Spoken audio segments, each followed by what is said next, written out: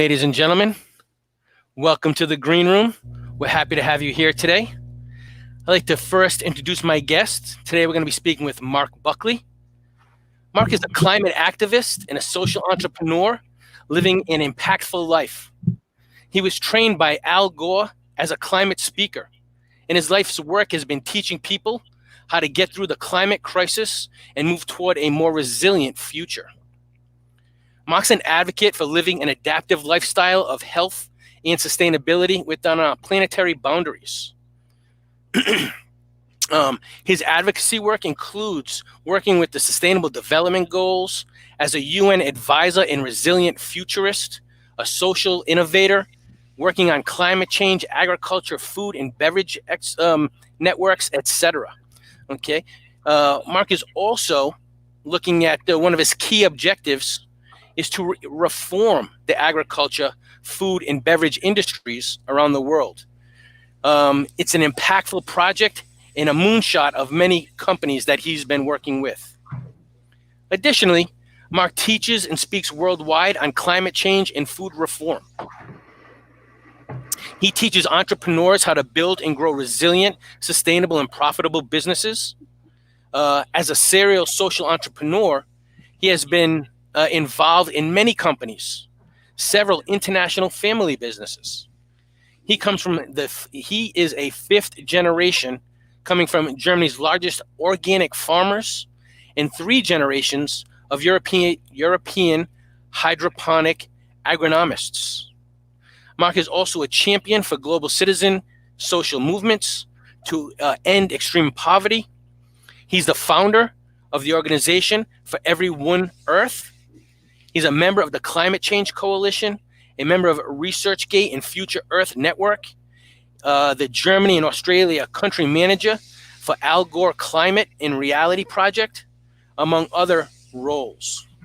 You could go forever, I'm sure, Jason. I could. I'm just going to wind this down in one or two more sentences. You've got an impressive biography, and I really think it's necessary to let the audience know the type of quality and the caliber of guests that we have on our show.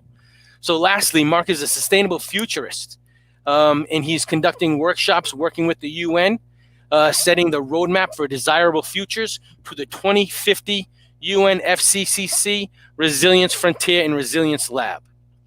Let us welcome Marc Buckley. He's a social entrepreneur to speak with us today. The title of his speech today is going to be about the future of food, building a resilient, sustainable, and innovative food system in a world of climate crisis. Thank you very much for being here with us today, Marc. You're so absolutely welcome. I'm going to share my screen with you guys already, and we'll get right into it. Thank you for having me at the Green Institute, and welcome to 2020, a decade of action. We're almost done. Thank goodness we are almost done with this year because it has been a doozy. The year really started out on a positive note with a big bang and a lot of actions. I was at the World Economic Forum in Davos, and I was doing several talks on the road to Davos before the pandemic truly took hold and started to spread around the world. And we were seeing tons of ambitions, tons of action, tons of things this year that were extremely positive and moving in the right direction. I want you to know that today is the World Food Day for the United Nations, started by the FAO a long time ago, and it's a beautiful day for World Food Day. It's also been a week of the EU Green Week, and it's been in many cities Climate Week, and there's a lot of action and activity in international organizations around food and around things that are going on. It's really also interesting to know that we're not the pandemic. What we would be seeing is a couple of things. We started with the United Nations, the UN Food System Summit. Sorry.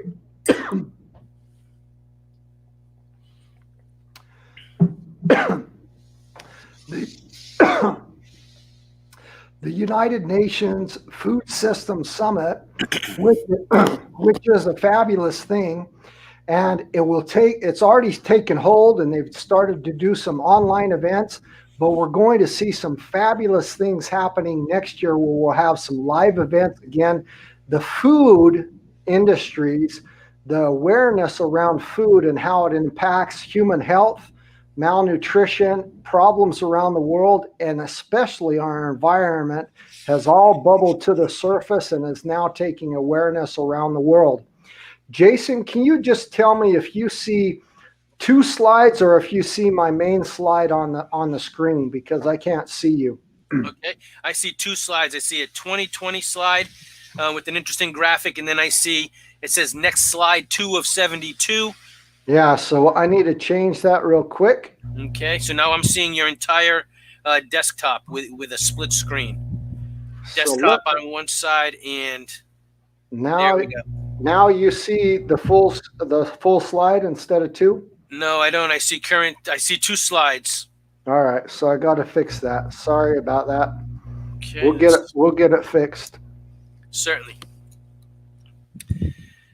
Yes, there's a lot of interesting things going on recently. We just had the news this week, or actually last week. Food security has been a major issue, and it was an issue that was highlighted when the Nobel Peace Prize was awarded to the World Food Organization in recent weeks. So you're talking about a lot of activity going on, and there are even recognition in addition to a lot of companies and organizations, institutions as well. So I think we've got it, Mark. It looks like it's a single slide up there on the screen. Perfect. Thank you. Okay. So, in our world, we've kind of went in some crazy directions, and this year has really been a big year for craziness. But you see milk, somebody drinking milk through a gas mask. You see drinking out of a plastic bottle with more plastic in it. You see a polar bear. But the big burning question of this year of 2020 has really been WTF. Now, a lot of you might be thinking, oh my goodness, Mark's starting to swear already. And I'm sure many of you have sworn this year saying, what WTF? But actually what it means is WTF means what's the future? And that is really something that we need to think about, we need to realize, and we need to understand what is the current model that we're operating on, going or leading us in the future. And we need to ask ourselves, what is the future we can expect if we continue on this path? I want to give you an analogy, a little story. If you're driving down the freeway, down the highway, if you slow down or reduce your speed while driving on the highway in the wrong direction, you are only going slower in the wrong direction. And the reason I tell you this is a lot of corporations, a lot of countries, a lot of cities, a lot of organizations, they come out with annual reports and they say, this year, we're going to reduce our carbon emissions by 60%, by 70%, by 80%. By 2025, we're going to go plastic free. Or they say by 2030, we're going to be carbon neutral. What are these companies, these organizations, cities, and countries, what are they telling us when they tell us that? I want you to know they're telling us that they're only going slower in the wrong direction. They're basically telling us nothing. They're saying that they're still doing harm. They're still polluting our planet. They're still creating emissions. They're still creating plastic pollution. They're just doing it a lot slower. And so now I want you to imagine that somebody is stabbing you with a knife and they say, that's okay. I'm just going to do it 70% slower. They're still stabbing you. They're still doing harm. And all of us, really, we must stop and reverse our direction when it comes to human health and climate action and impact on our environment. We have to stop and reverse our direction.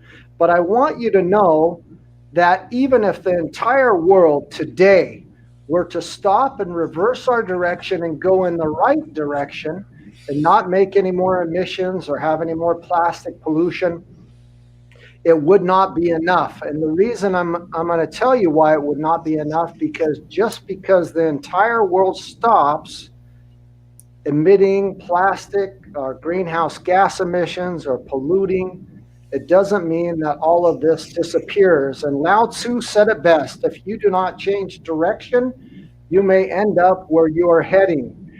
This does not disappear just because you stop. It just doesn't go poof and say, oh, they stopped, and it just disappears. It remains here. And so this year we had these aliens visit us, the virus, and all the plastics and all the pollution we've done in the clothing manufacturing industry that we have dumped into our oceans and waterways, it just does not disappear when we stop. Somebody's left to clean that up. If you remember at the beginning of this year, Australia and New Zealand were burning and on fire. If you remember that, what you might not know is that in the time that they were burning, they emitted 900 million metric tons of greenhouse gases and of emissions through those fires. And that's the same amount that they emit in one entire year just from their industry alone. So there's this COVID-19 where we're saying, please be sure to wash your hands and all will be well. But I want you to know that there's a couple waves coming behind that: the recession, climate change, and obviously the biggest one is biodiversity collapse and loss. Now, we've heard a lot about plastic. We know a lot about the plastic emissions. All the plastic that we've ever produced is still here on this planet, is still here on Earth, except for less than 1%. And that less than 1% that's not here anymore, it is not here because we burned it and we turned it into a greenhouse gas emission by burning it. And so it's still warming our planet. The aliens are among us, and how these viruses shape our world, create us to wear masks. I want you to know this is in Shanghai, but it was well before the pandemic. And the reason they're wearing masks is not because of the COVID or the pandemic, it's because their air pollution is so bad. I was in Shanghai for 3 weeks and didn't see the sun once because the air pollution is so bad. All the emissions, all the pollution that we have remains here. And so if we all stopped, someone is left with the cleanup: governments, countries, cities, communities. And who does that? Are we going to argue or fight against who does that? So we're talking about food today, and food waste is now 40% globally. Everything that is produced in agriculture, seafood, food, and beverage industry is wasted. 40%. Most people don't understand what that 40% food waste means and how we waste those things, but I want to explain that to you. That 40% is not only the transportation, the logistics, the water, the sunshine, the labor, the marketing, the planning, the packaging, the transport, the logistics, and those finite resources, as well as the greenhouse gas emissions that are used to produce those products that go to waste. But there are 3 top ways that we dispose of our food waste. And the top way is we bury it with dirt in a landfill or somewhere else. The second way is we burn it. And the third way is we dump it in our waterways and our ocean. Well, that first way is the most used globally, by burying it or putting it in landfills. And that one's coming back to bite us the hardest, because when we bury something, it aggregates, it ferments, whether it's in the packaging or not, and that turns into methane. And methane is 80 times more effective at creating heat and trapping heat, and is a greenhouse gas, and it's 80 times more effective than CO2 at producing heat in the short-term effect. So now it's not just a 40% waste, it's an exponential waste. So I want you to think that when you throw something away, think that there is no way. We're all on this great, beautiful spaceship Earth. And when we throw something away, it remains here for us to deal with. And if we don't deal with it, it comes back to bite us, like you can see in the slides that I showed you prior. I'd like to move away more from the shock or the dystopian of things and into the positive. As a climate speaker and activist, as a global food reformist, I show this image quite a bit, and a lot of other climate and environmentalists show it as well. Al Gore shows it. This is the second catalog image of our Earth. It's called the Blue Marble. It was taken in 1972 on December 7th by the Apollo 17 mission. And I want you to know that I showed this to you for two reasons, not the typical ones. Most people show you this to say we're all on spaceship Earth moving in the same direction. There are no nations and borders and divisions, and we're all on the same planet. And why are we dividing ourselves? We need to protect our home. Those are good reasons, but I show it to you for two reasons. The first one is I want you to connect yourself to our planet as an integral part of a symbiotic Earth. And I want you to know that whatever you do is not small at all. It has an impact and an influence on our Earth and on our future. And so that is why I show you this, because I want you to connect yourself with the whole big Earth and understand that you might be a speck on this Earth, but you have a big influence on what the future of our planet and our Earth looks like. But the real reason I show you is the second reason, and I'm going to frame it more in a question and then explain to you, what is this image? What do you think this image is, Jason? The image is, or how do we have it? How do we have it? We have this image because of technology. Exactly. This image is sheer innovation. It's emerging technologies. Had we not used the latest computing power, emerging technologies, sent satellites and shuttles into space, and found our first catalog image of Earth by mistake, we would not have this. This is sheer innovation, foresight, emerging technologies, computing power. It's innovation. And I really want you to know that this is so vital. We, up to the second, real time, live, we have a data, a heartbeat, a pulse of what is going on our planet. Blue marble data, biosphere data, soil moisture data. We can know what is going on, what's coming, what to prepare for. Precipitation, cloud movements. There are well over 1,200 different live geospatial data sources every second of the day on our planet, telling us what's going on for agriculture, for farming, for water, for soil, for sea surface, for all the vital data that we need on our planet to tell us. And the only way we have that is by going to the moon with moonshot thinking, with innovation and emerging technologies.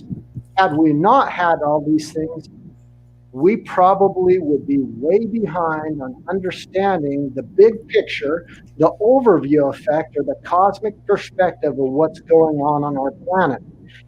When we sent men to the moon, when we sent satellites to outer space, what happened is an environmental movement started. We started doing the Clean Air Act, the Environmental Protection Act, and the Soil Act, and all sorts of things to watch out for our one and only home.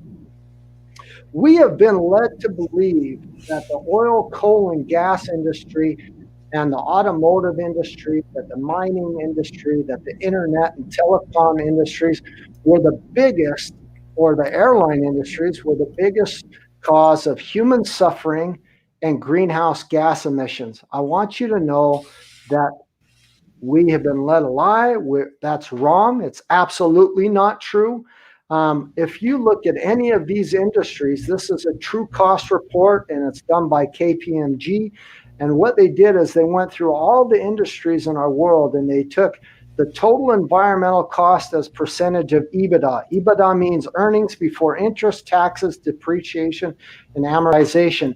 And on the black lines, you can see what those EBITDA is in billions of US dollars for those companies. And in the red, you can see what the total environmental cost as percentage of EBITDA is. If you look at the oil, coal, and gas industry, it's only 23%. You look at the internet and telecommunications, it's only 2.5. If you look at the automotive industry, it's only 22%. But if you look at the food production, the beverage, and the agriculture area, it's 224% out of balance. It's out of whack. We're not paying the total environmental cost as percentage of EBITDA in those industries, and it is an imbalance. We're eating the finite resources of our planet. We're using more resources than we have available. And so I want you to know that if you were to go to Tesla and say, hey, you guys just came out with this cool cyber truck, we want you to throw 40% of them away right now, and then you can start selling them. Or if you go to the oil, coal, and gas industry and say, you just pulled all this coal and gas, oil out of the ground, throw 40% of it away and then start to sell or store your product. They'd say, boy, that's a bad business model. Why would we do that? And that's right. We wouldn't do it. It is a bad business model. But in agriculture, food, and beverage industries, I want you to know we've been doing it for a long time, wasting more land, more resources than we have, and we've been using them very inefficiently on a world that is really well connected with emerging technologies. The reason why going to space and those emerging technologies is so interesting, it's not because we want to live on Mars or on the moon or in outer space.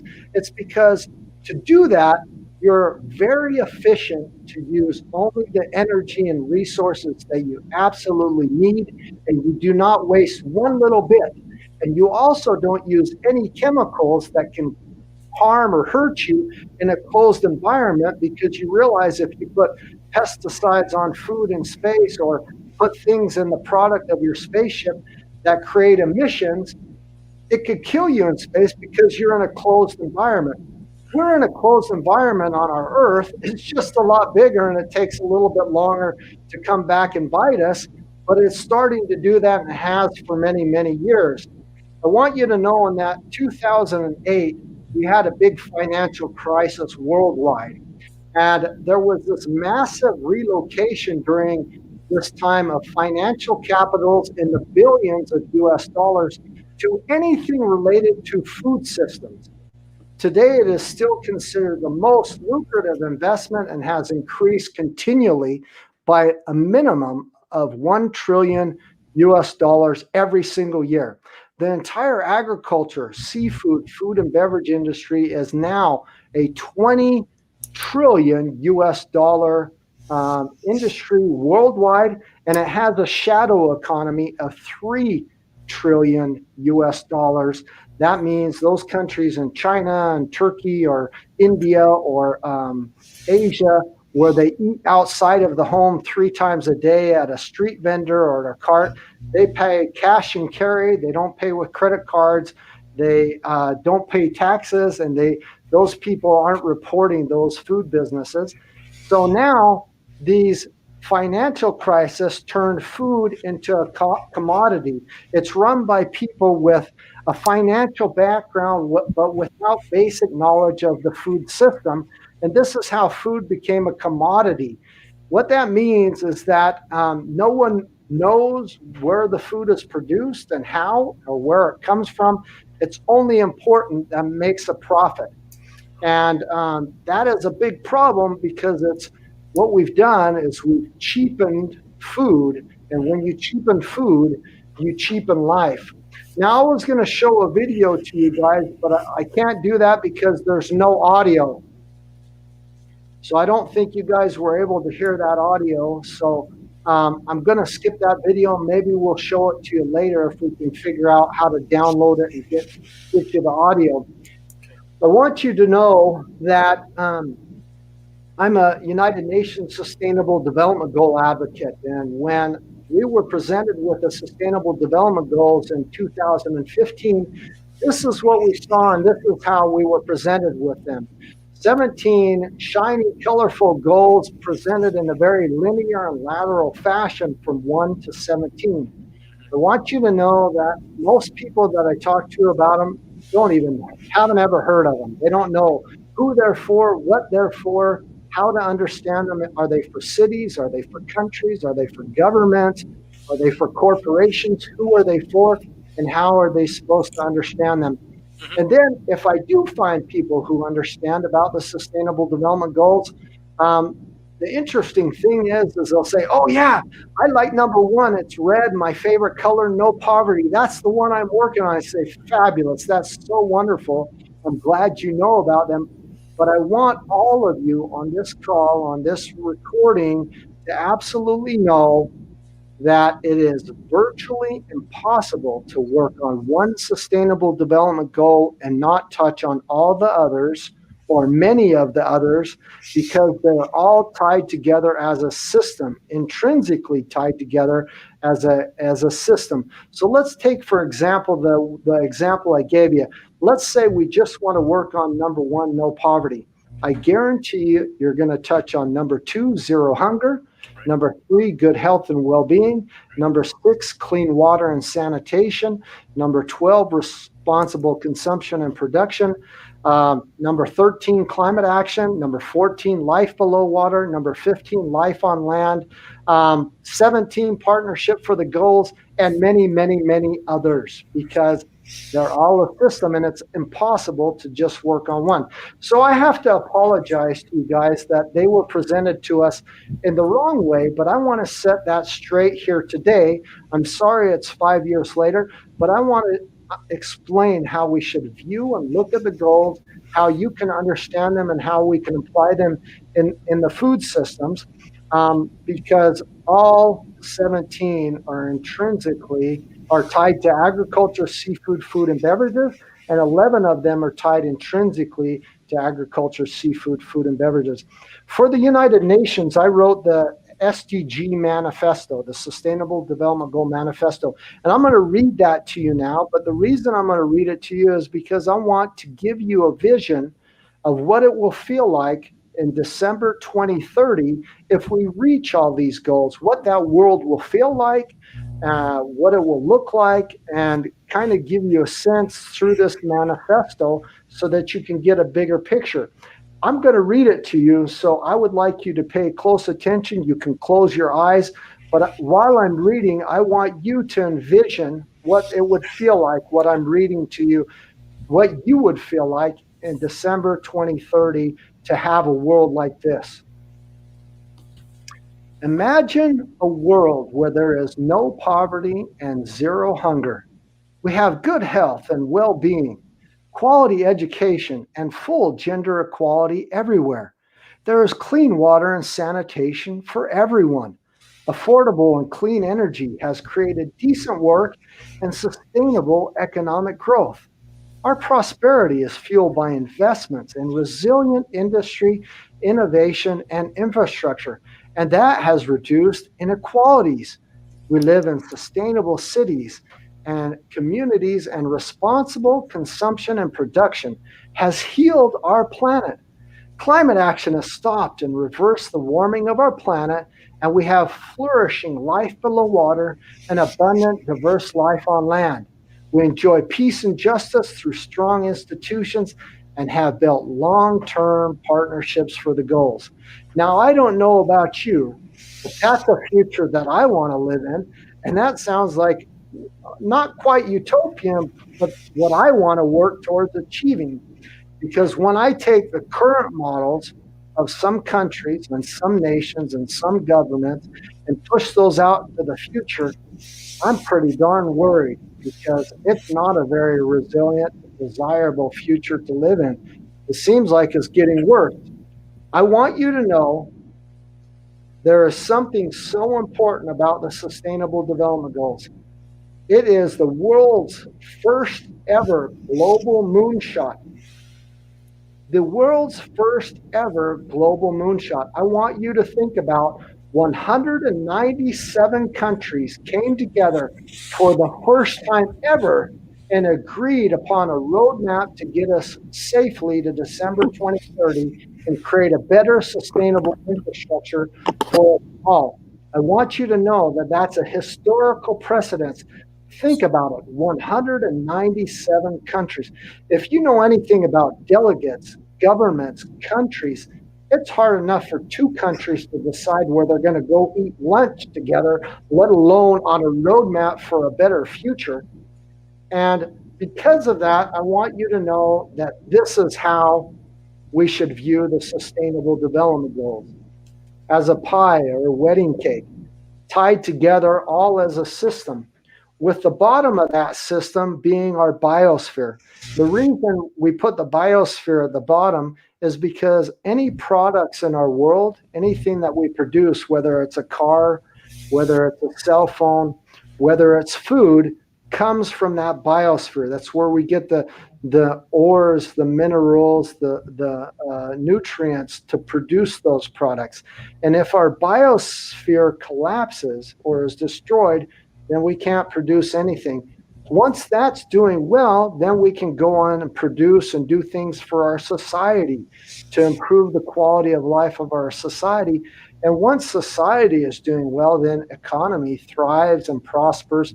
And then we have this partnership for the goals. And this is truly how we should view the 17 Sustainable Development Goals. And like I said, they're all tied to agriculture, seafood, food, and beverages. There's another chart or pie or graph or pyramid that you might have seen before that might seem similar to this one, and that is Maslow's hierarchy of needs. Humanity's physiological needs, humanity's hierarchy of needs, these physiological needs, the bottom two layers of this pyramid are breathing, food, water. The next one, the red one, safety, security of body, security of resources, security of family, health, and property. That is what this is. It's for us. The Sustainable Development Goals are for each and every one of us to create a better future. These are the basic needs for humanity, and those are the basic needs for humanity as well. I want you to know this is a temperature timeline. It shows from 800,000 years to present.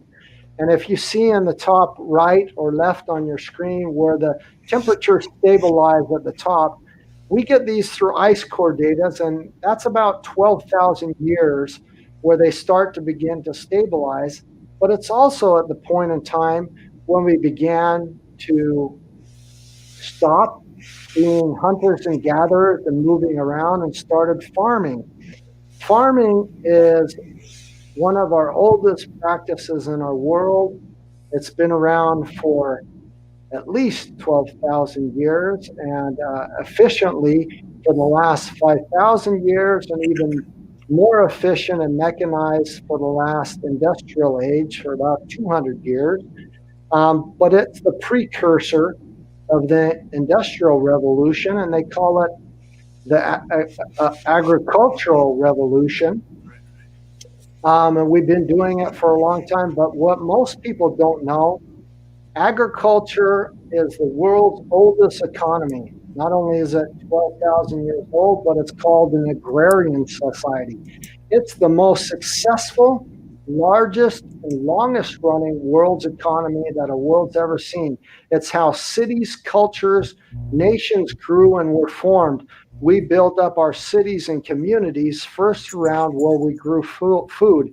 A lot of people think that we domesticated food, but I want you to know it domesticated us. Agriculture domesticated us and kept us put in a home or in a farm or in an apartment based around it so that we could continue to nurture and work and sow the seed, not the other way around, because we're stuck inside buildings and put, whereas the agrarian society is pretty much outside and the farm and that.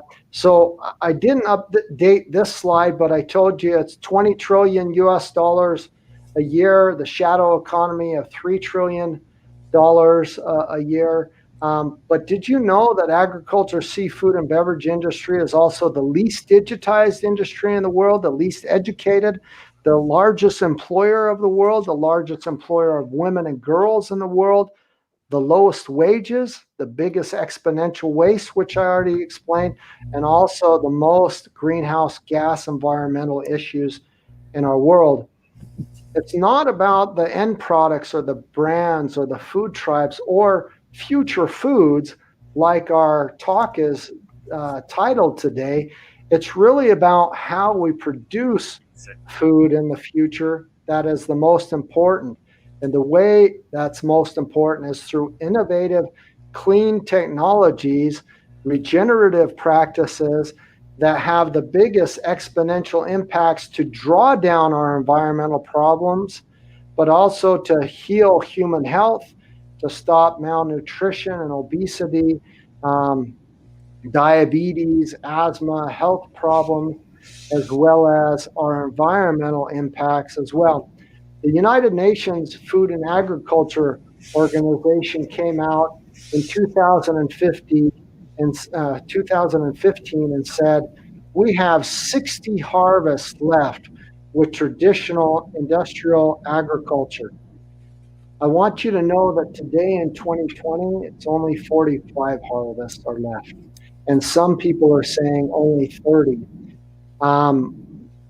We need to listen. We need to understand that we're ruining our soils, and these are a big part of capturing carbon, about healing the biome of our earth, but also healing the biome of our own gut and our own health to get us living healthy. And I'm going to skip over some slides because we really don't have that much time. But I want you to know that if you apply the sustainable development goals into your business model, into your farming practices, into your food practices, that it's a huge business opportunity. It's about $4.5 trillion a year in some cases, just specifically for the food industry, but I'm actually seeing a lot higher numbers than some others. This is from Unilever. For every dollar that they spend in nutrition towards the sustainable development goals in their products, they're seeing a $16 return in the long run. That is a huge return and a better business model. Also, the Unilever said by embracing the global goals, you could generate 12 trillion of new business value a year. That's equivalent to 10% of the global GDP forecast. There are some food models out there, and you see the food pyramid off to the left that we're kind of used to in some respects.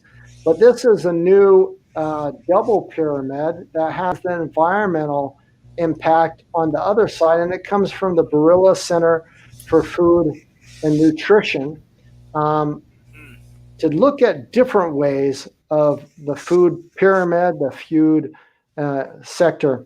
Now, climate smart agriculture and sustainable development goals go hand in hand, and I want you to know that there is an opportunity to generate huge value if we fix these industries. There's tons of reports and information for your country, for your city, for your community of what you can do in the multifaceted, systemic way to fix our food system. And so I'm just kind of going really quick over some of these because we don't have the time, but there is so much information out there worldwide. And I want to give you one example that's really important. So during this time, all those who are on the call from the United Kingdom can get with me later, and we can speak about the controversies of the Brexit. So we know before the pandemic hit that there was the Brexit, and the whole world kind of didn't understand and couldn't believe it. But it was really based around race and worry about jobs in the United Kingdom, that immigrant agriculture, food, and beverage workers who were working in grocery stores, in gastronomy, on the farms, in the upwards amount of 200,000 to 600,000 immigrant workers every year living or going to the United Kingdom to produce food. Um, that's why the Brexit vote happened, and they didn't want people taking those jobs. The problem is that political decision had a ripple effect, especially during the pandemic, because now during the pandemic, there was all sorts of products in the United Kingdom that needed to be harvested. And all those people that voted for the Brexit didn't jump into those 200,000 plus jobs to harvest that food. And that food got tilled back into the ground in mass graves for the most part, because there weren't workers there to produce the food, to harvest the food, or to sell it in the grocery stores, and we were in the middle of a pandemic lockdown. This is the current size of hectares used in the United Kingdom to produce certain amount of food, but I want you to know that their global footprint is much bigger. So they didn't want the immigrant workers coming in to harvest and produce the food. But did you know that the United Kingdom, this is their footprint around the world where they produce food that is consumed and used in the United Kingdom? So I want us to know that before we make political decisions, before we make global decisions that affect us all, we really need to think about the ripple effects of these great big waves that have consequences all over the world, because food is a global citizen. It does not recognize nations, borders, walls, or divisions. Food is transported all over the world, even though human beings might not be. And so we need biodiversity and regeneration in our products, and we need to really expand how we do things. And I'm going to wrap this up and skip through these. I want to leave you with this last little video before we get into questions with Jason. Can you guys hear that? No volume. I don't hear anything yet. No. Okay, so you can't hear it, so we'll just stop and skip that because it won't make any sense if you can't hear it. Well, thank you very much, and appreciate you letting me steal a little bit more of your time. I wanted to go into some depth and the bigger picture of things, but food is a very complex thing, and that's why we need a World Food Day, but that's also why we need to have some deep dive dialogues and longer discussions about things. Right. Thank you very much, Marc Buckley. That was a really interesting talk, and so interesting that I'm actually going to forego getting the conversation started, and we're going to go right to the audience, because there is quite a few people who are knocking on our door and like to ask you a few questions. So I'll ask my questions later on. Can we please begin with some questions, please, from our audience? Here we are, Hatim. Hatim, would you like to address Mr. Marc Buckley, please? Hatim, you are on mute. Can you please take it off mute? Okay, thank you. Thank you so much, Mr. Marc Buckley, for the interesting, informative session. Although I came late, but I had this question in my mind. I want to ask you about how we strike a balance between the food production and the biodiversity. Food production and biodiversity. It's really important that we start using regenerative practices in our food production so that we get away from monoculture, we get away from pesticides and harmful fertilizers and chemicals and our products, to get that biodiversity back.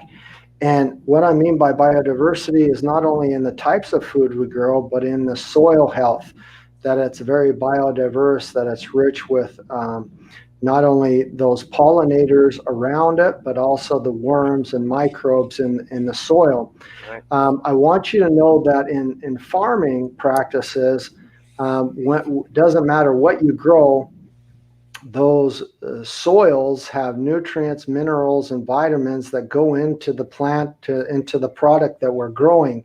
And that has been reduced decade after decade. It's gotten worse because of the way we're treating the soils, but also because we're doing a lot of monoculture.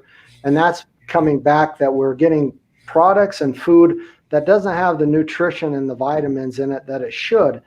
Mhm. The way we can change that is through biodiverse permaculture, regenerative agriculture, regenerative ranching, regenerative agroecology, agroforestry, and the way we do that. And the other thing is the cycle of farming has been broken. So when I mentioned in our presentation is that farms were the start of communities and cities because we built those cities and those communities around the farm. But today, the cities don't have any farms in them anymore. The farms are way outside, and we're shipping the food into the cities. And that's broken that nutrient cycle of our soils, because the nutrients that go from the soils into the food, then we ship it to the cities. And so I say cities are a place that food goes to die, Yeah. because before, when we consume the food close to the farms, we could put the waste and the composting and those peelings and those things that are good for the soil health, that the microbes and the bugs and the worms eat, that go back into the soil, which goes back into the food. We could put that back, but we're not doing that anymore. There's no cities taking, I mean, there are some around the world, but not at the scale we need, that are taking those nutrients of the waste of that food that we eat, the peelings, whatever, and getting that back to our soils. And so that's why we use chemicals and fertilizers and pesticides and all those things, which is bad. We need to really heal the soils and keep that. And the way we do that is by no-till regenerative practices, mixing different crop types, having it be biodiverse, and letting that soil regenerate. I hope that answered your question to a little bit, but it is fairly complex. Good question, Hatim. I appreciate that. Thank you very much. I think our next question is going to be fielded from Mr. Bucky Fabumi. Fabumi. Oh, I'm sorry, Miss Bucky Fabumi. Hello. Hello, good evening. Good evening. Good evening, Jason. Good evening, Mark. Thanks Hello, for the Bucky. presentation. Thank you. Pleasure. Thank you for joining us. Thank you so much. I think I have a question and then a contribution to make. Like for the waste that are generated, for example, they are just disposed into the environment without indiscriminately, which runs into the waterways, into the water bodies, causing eutrophication and all that, and at times causing flood and disease outbreak.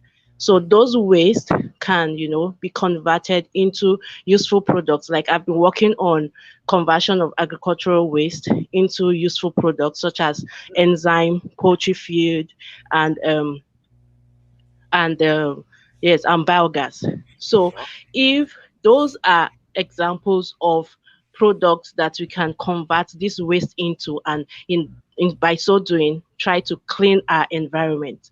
Now we already know that the environment is messed up already, so our burning, our burying of this waste has cost us a lot, and so these are products that can be generated from these things. And so and again, these things cannot be done by just one person. There has to be a collaboration between researchers, to be able to achieve this, and by so doing cleaning our environment and being able to achieve one or two of the sustainable developmental goals. And my question now to you, Buckley, is that now we know that genetically modified foods kind of help us to improve food production, right? But then these genetically modified foods also have their own side effects. So, as a food researcher, will you um, vote for production of genetically modified food, or you will vote against it? Telling us the advantage and the disadvantage. And Good question. telling us your viewpoint. I really wish it was that easy, because if you, I personally don't like genetically modified foods that are on a strict lab base, but I want you to know that farming is a science. It's not natural. It's never been a natural process. So the minute we began 12,000 years ago or 10,000 or began farming, what we did is we started cutting down trees, moving rocks, and tilling the soil, which began putting emissions into our atmosphere and having an effect on our soils and our planet. And those apples from 10,000 or 5,000 or 200 years ago are not the apples that we eat today, but they're not that way because of genetic modification in the true sense of what we think about it in a laboratory setting. It's a genetic modification that has evolved naturally over time through grafting, splicing, mixing different types of apples together. If you look at the original banana or some of the original banana species, they're very small. They had big, huge black seeds in them. They didn't taste very sweet. They were different. And there's hundreds of different species of bananas. But the ones that we eat in the grocery store today, or the ones that we use to cook with, plantains or whatever they are, they're much different than that original. But they weren't done in a lab. They weren't done by some mad scientist and doing it in a laboratory. They were just done in a different type of evolution of crossbreeding, splicing, grafting different trees and different things, and using the seeds in a different way that have evolved that way. Now there's genetic modification that is done in a lab by Bayer, Monsanto, and other chemical companies that use certain fertilizers. I think those are definitely very harmful for our world, and so we need to make that distinction. A lot of people think that agriculture is a natural process. I come, like Jason mentioned, I come from 6 generations of Germany's largest organic farmers, and in my opinion, I think organic farming is great. It's what we should have worldwide. But I also think the European Union, or standard for organic farming, has set the bar about as low as they can possibly set it. It's the minimum. And I think the bar needs to be raised globally, not only on organics, but on agriculture in general, how that we look at it as a closed system with circular economy principles, regenerative practices for the much longer game. And so, in that respect, organics are never genetically modified. They're never in those respects when you look at the laboratory way. But we have to make that clear. I think genetically modified foods in some respect, or seeds, are good, are one tool for the toolbox to help us, but they're not the answer. They're not the long-term solution to get to regenerative or to a healthy planet.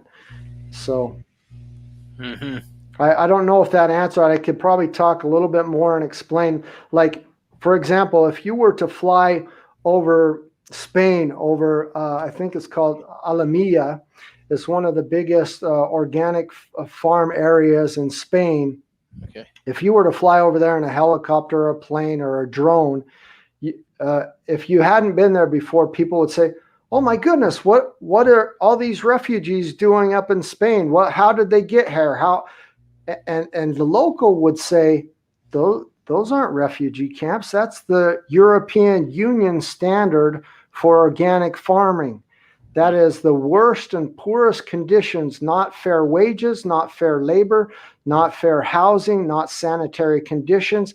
And they're producing food as cheaply and as quickly as possible in abhorrent conditions." Matter of fact, if you look at a United Nations refugee camp or World Food Program camp, they have much better standards than the organic farms in Spain, because there's no clean water, there's no sanitation. Those people who are working are working in abhorrent conditions. And in my opinion, that's criminal, because like I said, if you cheapen food, you cheapen life. If we produce it cheap or we produce it with chemicals, in the long run, it comes back to really hurt us. It's a bad model because, like I said, the FAO said we have 45 harvests left in food. And the reason why is because of the soils. The soils aren't getting time to regenerate and recover, and there's no nutrients and minerals in there. And so when we do no-till practices and regenerative practices, we can heal that soil and get it back up so that we can produce the types of crops and things that we want. The other thing is seed banking. So if you don't want genetically modified crops, I want to encourage you to start your own seed bank, to gather organic seeds as much as possible, and we keep them alive because we're losing species all over the world of plants and fruits and vegetables all the time because they're just being died out. Nobody's taking care of it. Good, good. Dr. Fabunmi, would you like to talk about how your work connects to this topic? Yes, Please. thank you very much. My work connects to this topic in the part of the waste generation Fantastic, from yes. agriculture, from food production. So I've been working on kola nut husk. Kola nut husk is a waste that has been. Nigeria is known for the production of kola nuts, and so like 70% of kola nut is being produced in Nigeria. And so we generate a lot of this waste, and this waste is known to be very nutritious.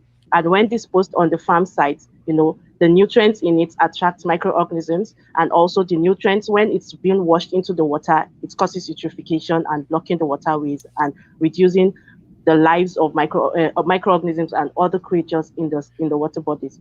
So I looked at how this agricultural waste, can be converted into useful products. And so I worked on converting it into using it as substrate for enzyme production. Okay. So I used it, and then I used it to produce biogas. Used it in different ratio with cattle pouch waste, and then I also used it in composition with maize and other components to make poultry feed. And for the poultry feed, at a ratio of 30%, it was too high. It did not enhance the growth of the the poultry birds. But then at 10%, with maize and other components required for poultry feed, it enhanced their growth. Another thing is that it's advantageous in adding it to poultry feed because it has fiber, and so it reduces the quantity of feed the birds eat, and so it reduces your cost, and then you gain more by so doing. So although I recommended 10% is the maximum that can be used in poultry feed, but I think a lesser quantity will be more beneficial in having a good quality poultry meat. And then for the biogas, also, it was able to produce methane of above 50%, but then it wasn't combustible. And that was because I did not have the necessary gadgets or equipment to carry out the other analysis that I needed to do. So I had to stop at that level. But then from the experiment, it was concluded that the kola nut husk, when blended with, or when mixed in ratio of 1:3 or 3:1 with cattle pouch waste, it can generate biogas that can be used. And then for the enzyme production also, I worked on 5 different enzymes, xylanase, protease, and cellulase, amylase, and cellulase. So those 5 enzymes, I used this waste, the kola nut husk, the grinded one. I used it as substrate and then checked their productivity. Okay, what the microorganisms that grew on it, were they able to produce these enzymes of interest, and they were able to produce xylanase and pectinase at least sufficiently. But then further work is still required. I was able to just do the work to the level where I had the funding up to, and so I stopped there. But some other people have carried on the work. That's beautiful. So at least, yeah. So for now, at least that's a way I'm, contributing to, to my environment by trying to gather the waste from the environment, clean the environment of some of this waste, at least agricultural waste. Definitely, you can clean up all the waste. Then another project I want to embark on now is conversion of plastic waste into useful products such as interlocking tiles, roof tiles, and Okay. so and those ones are, you know, alternative measures or means by which this waste can be converted Certainly. into useful product and then clean the environment. That's Thank you. amazing because, and Fantastic. I really like what you said because um, it's really hard to talk about agriculture on a blanket, global, generalized way. And what you're doing and what you just mentioned is you're talking about indigenous microorganisms for your place where Yes. you're at that are local. And that's so important because we need to heal that microbiome of our soil, but we need those IMOs, those indigenous microorganisms that are indigenous to your area that will work best for there. Like mycorrhiza is a big thing in agriculture and in growth and the mycelium and the growth of our soils as well as plants, but they're indigenous to each and every different plant species and area of the world. And so, and that's what I heard out of what you just said. You're going local, you're going very indigenous of what works there and what has been proven, and how can you use those tools. The most successful innovations that I've ever seen around the world and that I present to the World Economic Forum are always from people who come up with it, where they're at, what they're dealing with, and how they've solved their problem locally as a crew member on Spaceship Earth. And so I thank you for doing that. That's fabulous. Yeah, fantastic. Thank you very much. Thank you. Yes, thank you, Dr. Fabunumi. Excuse me, I apologize. Great to meet you. And I think we have another question coming in. Did we lose our guest? Here we are. Yes, hello. How are you doing today? Hello, Mark. Hello. I'm doing great. My name is Chibi, and I was really, I want to really appreciate and commend your presentation.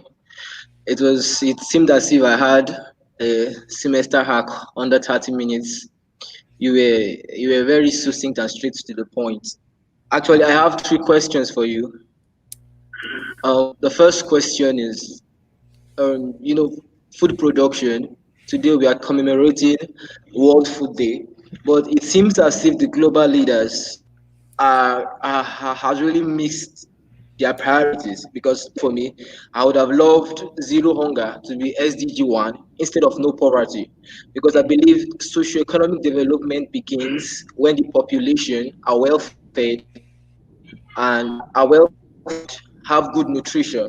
So Mhm. so so I'm trying to ask, how do you project the need? How do you project the need for improvement of our food system so that the global leaders will understand that this also it's a high risk global challenge that also falls in line with terrorism. So how do we make them see that food production is a necessity for global advancement? I totally agree. So another thing that you guys might know is that the World Food Program just got the Nobel Peace Prize because of Sure. delivering food during the pandemic. Food is, for me anyway, and it really is what I was trying to say in my talk is the biggest impact on our world and human health, but it's also the biggest silver bullet to solve the problem and draw down our environmental, our health, our poverty, our hunger issues around the world. And the Sustainable Development Goals are not an add on to business as usual. What they are is a brand new global economy, a brand new operating system where we raise the bar globally and we say we're never going to go below this level again. It's new equality, new way of handling food, new way of global citizenry. It's a new economic model, and that all governments and nations bought off on. We just need to apply it. I like what you said because oh, I like what you said because what happens is we sometimes wait on these political leaders, governments, and regions to deliver the future to us. And what we've seen, not only in my example of Brexit, but we've seen it in Amazon with Bolsonaro and the Amazon rainforest burning.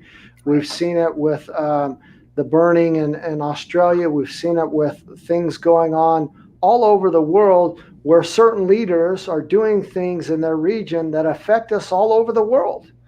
And we don't have this universal, basic, inalienable right as human beings that allow us to food, resources, certain infrastructure, that we're all equal.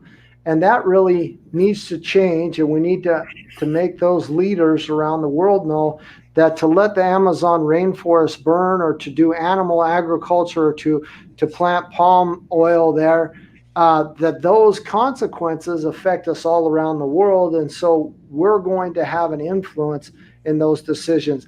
And so my suggestion to you is the biggest way for you first to be empowered to change the system, to create a movement, is to make sure you secure how you produce food, how you can live off the grid, how you can live resiliently. And then as you do that, you spread it to your family, your community, your city, and then show others through your example how to do it a different way. Because if we wait for politicians, a lot of the time we're going to be disappointed. A lot of people say, well, we need to vote with our dollars, or how we buy food, or when we vote for someone, we show that.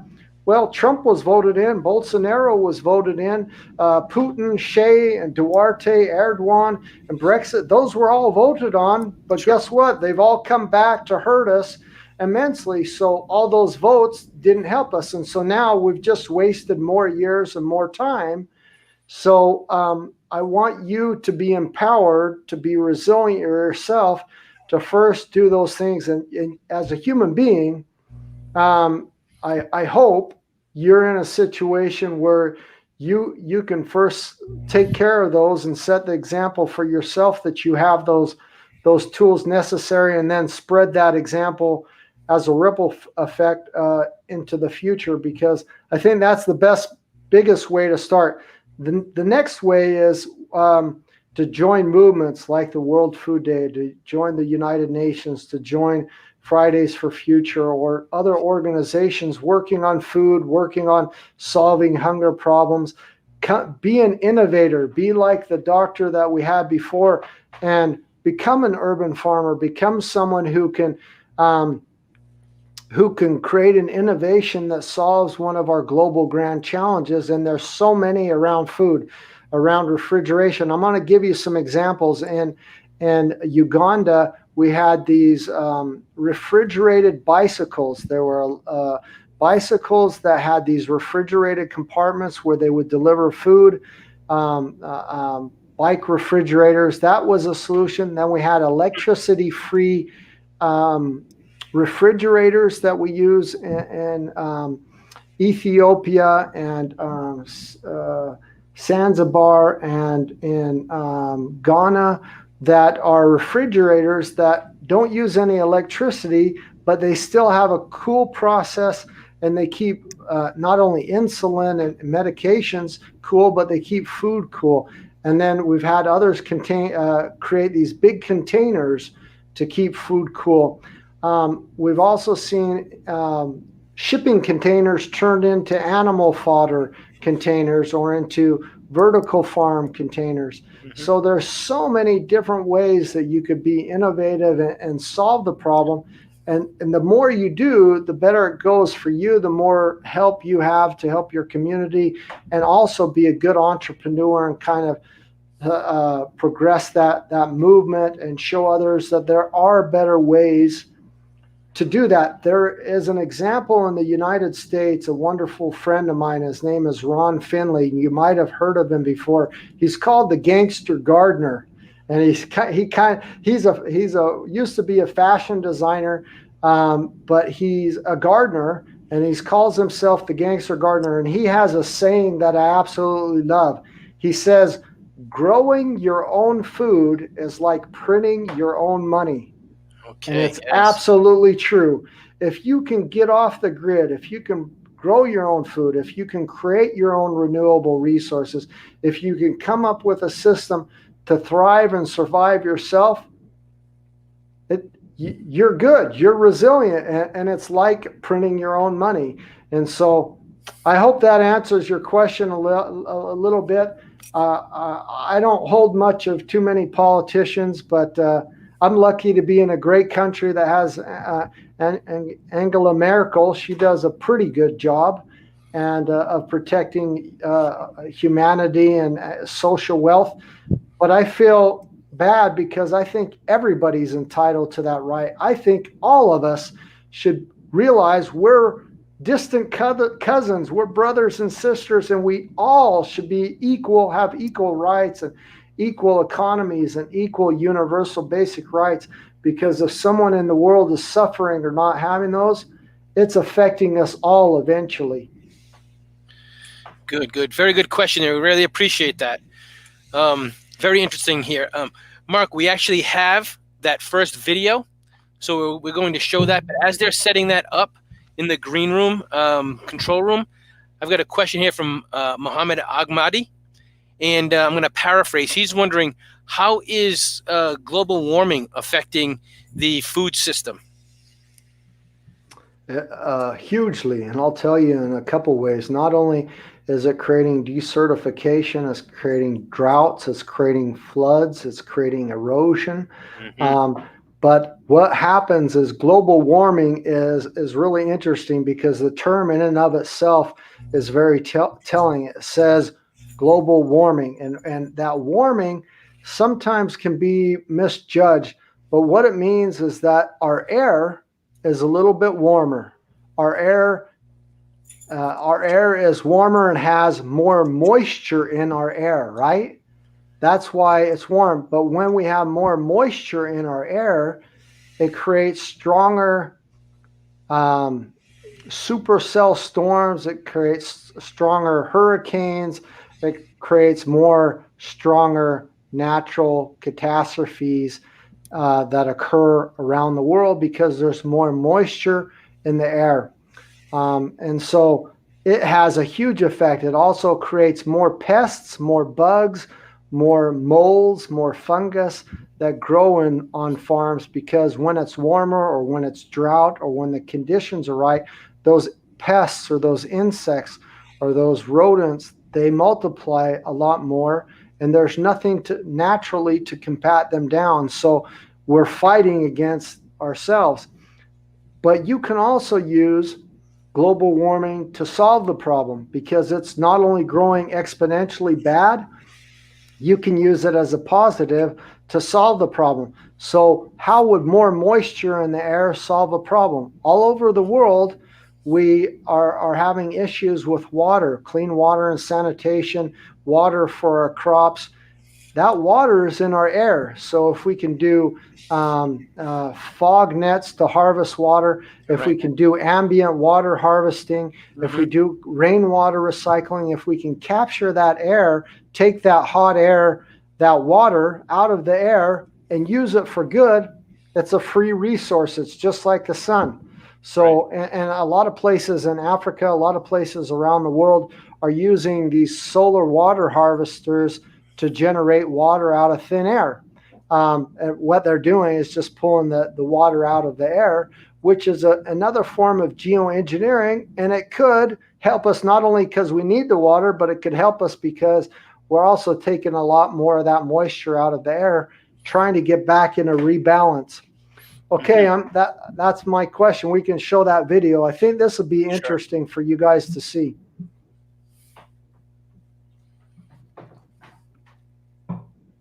And I knew I was full of shit. I created this flexible morality that was convenient for me, because if you don't eat meat, you're some sort of vegan that shrivels up into a string bean. In my mind, I justified it. There's enough cows on the planet, they're not going to go extinct. But the longer I thought about it, the more I started to accept what I already knew. The easiest way to protect other animals is just not to put them in your mouth. This whole fantasy that we need meat to get our protein, it's actually bullshit. I mean, look at a gorilla. A gorilla will fuck you up in 2 seconds. What is a gorilla eat? I just do the same things as these big grey things out here. We're trying to protect elephant and rhino. I just stick to plans. The rangers that we support patrol 5 million acres of wilderness, protecting these endangered species. But the actual biggest threat we have is the meat industry and the land that they are continually taking away from what we have left of these natural wilderness areas. Inch by inch, yard by yard, mile by mile.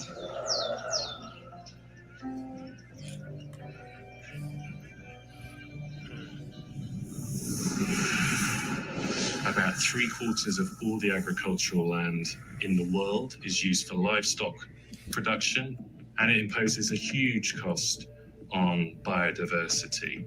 And what is the single biggest source of habitat destruction? It's the livestock sector. Meat, dairy, egg, and fish farming use 83% of the world's farmland, yet provide only 18% of the world's calories. The reason livestock requires so much land is because, once again, animals are just the middlemen, consuming, on average, 6 times more protein than they produce. With more than 70 billion animals consumed globally each year, growing animal feed requires vast amounts of land, making it one of the leading drivers of deforestation. It also requires huge amounts of water. Meat plays a disproportionately large role in causing this overuse of fresh water. 25% of the rivers in the world no longer reach the ocean because we're taking out so much water to produce animal feed. Water has been fed into the grain that's been fed to the cattle. The cattle's being made into beef. One hamburger is 2,400 liters of embedded water. That's a heck of a lot of water. All told, more than a quarter of humanity's fresh water consumption goes to produce animal foods. And it's not just water depletion that's an issue, it's also water pollution. In the United States, for example, farm animals produce nearly 50 times more waste per year than its entire human population, including rivers, lakes, and groundwater all across the country. The livestock sector is responsible for 15% of global man-made emissions. So to put that in perspective, that's about the same as all the emissions from all the forms of transport in the world, all the planes, trains, cars, vans, and ships, all added up. Agriculture is not only the biggest culprit threatening the future for humanity on Earth, it is also the biggest and most important silver bullet to a solution. In the US, where meat consumption is 3 times the global average, shifting away from an animal-based diet would reduce agricultural emissions by up to 73% and save 1 million liters of water per person per year. Globally, this shift would free up a total area of land the size of Africa, taking pressure off many of the world's most endangered ecosystems and species. The message is overwhelming, both for public health and environmental reasons. The more plants you can eat and the less meat and dairy you can consume.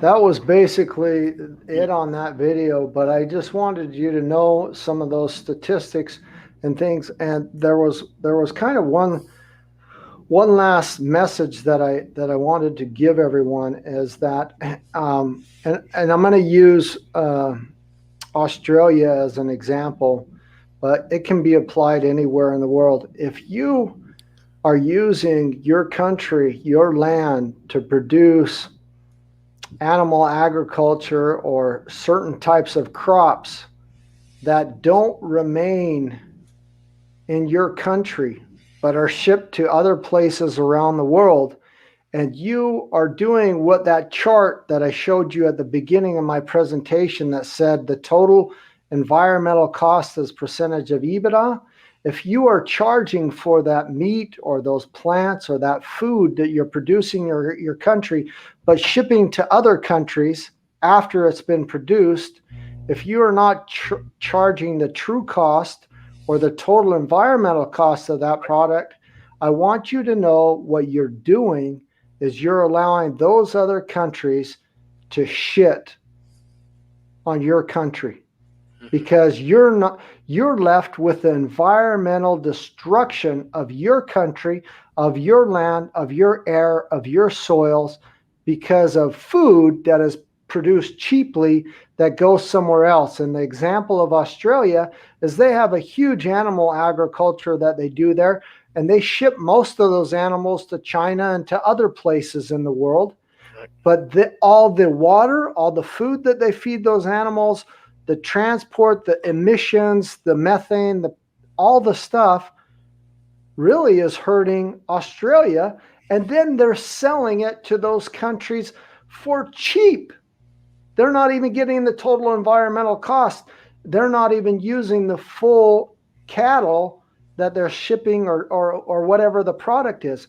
Worldwide, first, all the agriculture that we produce first goes to create petroleum for cars, ethanol, through that type of agriculture. Then secondly, it goes to feed animals. And then thirdly, whatever is produced goes to feed humans.